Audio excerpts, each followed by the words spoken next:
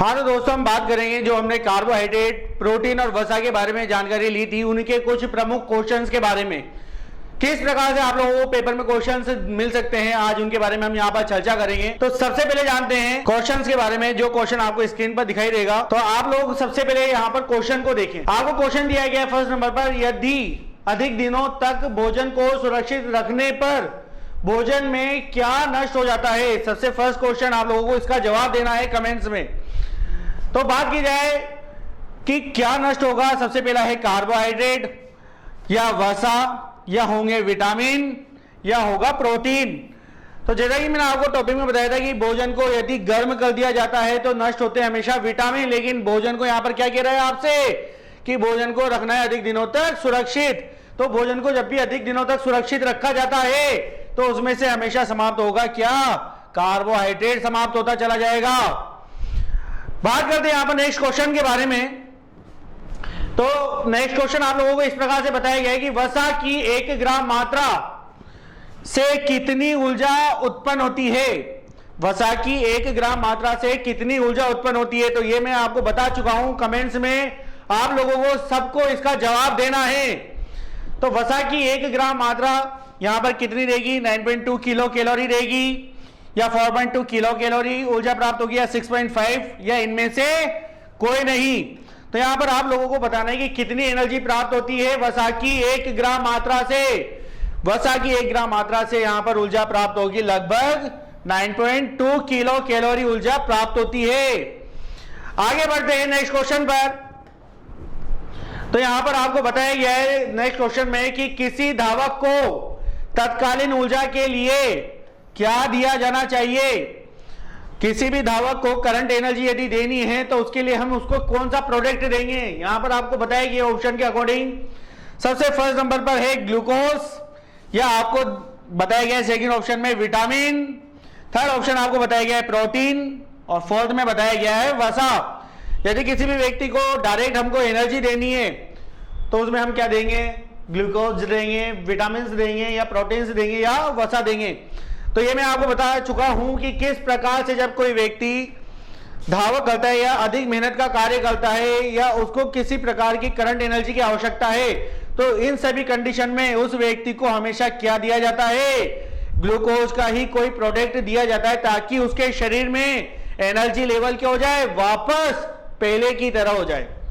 आगे बात करते हैं यहां पर नेक्स्ट क्वेश्चन में।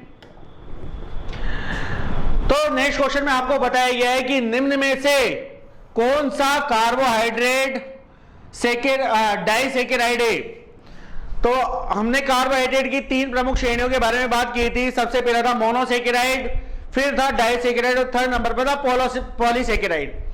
तो यहां पर आप लोगों से जानना चाहता है कि निम्न में से कौन सा कार्बोहाइड्रेट डाइसैकेराइड है, मतलब सेकंड टाइप का डाइसैकेराइड जो है वो कौन सा है। तो सबसे पहले यहां पर ग्लैक्टोज है, इसे ग्लैक्टोज कहते हैं। तो फर्स्ट नंबर पर ग्लैक्टोज, सेकंड नंबर पर आपके पास है सुक्रोज और थर्ड नंबर पर है लैक्टोज और फोर्थ नंबर पर है उपरोक्त में से सभी। तो यहां पर कौन सा जो है डाइसैकेराइड की श्रेणी में आता है, तो जैसा कि मैंने आपको बताया था डाइसैकेराइड में ये तीनों के तीनों ही डाइसैकेराइड के उदाहरण हैं। तो आपका जो आंसर हो जाएगा वो हो जाएगा उपरोक्त सभी डाइसैकेराइड में आते हैं। फिर बात की जाए इसके अलावा कि नेक्स्ट क्वेश्चन में, तो नेक्स्ट क्वेश्चन जो है हमारे पास सेल्यूलोज। सेल्यूलोज किस प्रकार का कार्बोहाइड्रेट है। तो सेल्यूलोज जो है ये मोनोसैकेराइड है, डाइसैकेराइड है या पॉलीसैकेराइड है, उसके बारे में चर्चा करते हैं। तो आपको सबसे फर्स्ट ऑप्शन में बताया गया है कि सेल्यूलोज जो है मोनोसैकेराइड होता है या सेल्यूलोज डाइसैकेराइड है या होता है पॉलीसैकेराइड या होता है इनमें से कोई नहीं। तो देखो यहां पर हम बात करें सेल्यूलोज के बारे में, तो सेल्यूलोज जो है मैंने आपको बताया था कि 2 या 2 से अधिक मोनोसैकेराइड से मिलकर यदि कोई कार्बोहाइड्रेट बनता है तो वो किस में आता है, वो आता है हमेशा पॉलीसैकेराइड में। तो सेल्यूलोज जो होता है ये 2 या 2 से अधिक कार्बोहाइड्रेट से मिलकर ही बनता है, इसलिए किस श्रेणी के अंतर्गत आता है, पॉलीसैकेराइड के अंतर्गत आता है। यहां पर बात करते हैं नेक्स्ट क्वेश्चन कार्बोहाइड्रेट निम्न में से किन तत्वों का मिश्रण है? किन किन तत्वों से मिलकर कार्बोहाइड्रेट बनता है? मैंने आपको यह बताया था कि कार्बोहाइड्रेट किन तत्वों से मिलता है, प्लस इसका रेशो भी बताया था यहां पर। सबसे पहले ऑप्शन के अकॉर्डिंग चलते हैं कि कार्बोहाइड्रेट क्या क्या है। सबसे फर्स्ट है इसके अंदर कार्बन, सेकंड नंबर पर है हाइड्रोजन, और थर्ड नंबर पर है ऑक्सीजन, और फोर्थ नंबर पर है उपरोक्त सभी। इन सभी को मिला दिया जाए तो क्या कार्बोहाइड्रेट बनता है? तो इसका जो सही आंसर है दोस्तों वो है उपरोक्त सभी। और मैं आपको बता चुका हूं कि कार्बोहाइड्रेट कार्बन, हाइड्रोजन और ऑक्सीजन के किस रेशो से बना हुआ है? 1:2:1 के रेशो से मिलकर बना होता है। यह भी आप लोगों को ध्यान रखना है। आगे बात करें, कार्बोहाइड्रेट की 1 ग्राम मात्रा कितनी ऊर्जा प्रदान करती है? कार्बोहाइड्रेट की 1 ग्राम मात्रा के बारे में बात की जाए तो फर्स्ट ऑप्शन पे चलते हैं हम। कितनी एनर्जी बता रहा है आपको? 9.2 किलो कैलोरी। सेकेंड ऑप्शन में आपको बता रहा है 6.5 किलो कैलोरी, और थर्ड ऑप्शन बता रहा है आपको 4.2 किलो कैलोरी, और लास्ट फाइनल ऑप्शन है इनमें से कोई नहीं। तो कार्बोहाइड्रेट से कितनी एनर्जी प्राप्त होती है? तो यहां पर हमारा राइट आंसर हो जाएगा ऑप्शन 3, लगभग 4.2 किलो कैलोरी ऊर्जा प्राप्त होती है कार्बोहाइड्रेट से हमें। अब बात करें नेक्स्ट क्वेश्चन के बारे में, तो यहां पर बताया गया है कि निम्न में से कार्बोहाइड्रेट का प्रमुख स्रोत कौन सा है? किस से हमें कार्बोहाइड्रेट प्राप्त होता है? फर्स्ट ऑप्शन यहां पर आपको बताया गया है शहद से प्राप्त होता है, या गन्ने से प्राप्त होता है, या प्राप्त होता है आलू से। या फोर्थ ऑप्शन में आपको बताया गया है कि उपरोक्त सभी कार्बोहाइड्रेट के प्रमुख स्रोत हैं। तो कार्बोहाइड्रेट किस किस से प्राप्त होगा यहां पर हमें दोस्तों कमेंट्स में लिखकर आप जल्दी से हमें शेयर करें। कार्बोहाइड्रेट हमें प्राप्त होगा शहद, गन्ना, आलू में से। तो यहां पर आपका सही जो आंसर हो जाएगा वो हो जाएगा उपरोक्त सभी। ये सभी कार्बोहाइड्रेट के अच्छे स्रोत कहलाते हैं।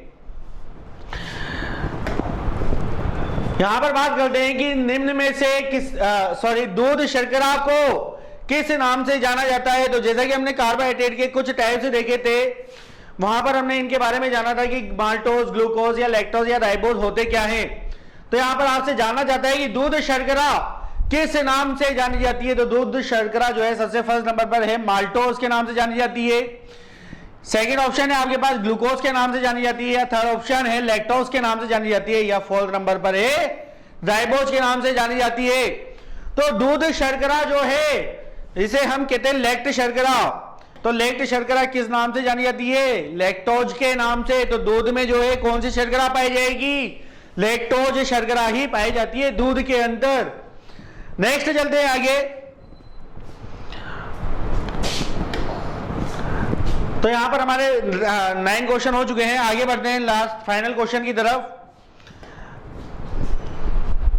फाइनल क्वेश्चन हमारे पास यहां पर आप लोगों को बताया गया है कि मानव शरीर का लगभग कितना प्रतिशत भाग प्रोटीन से बना होता है, प्रोटीन का होता है।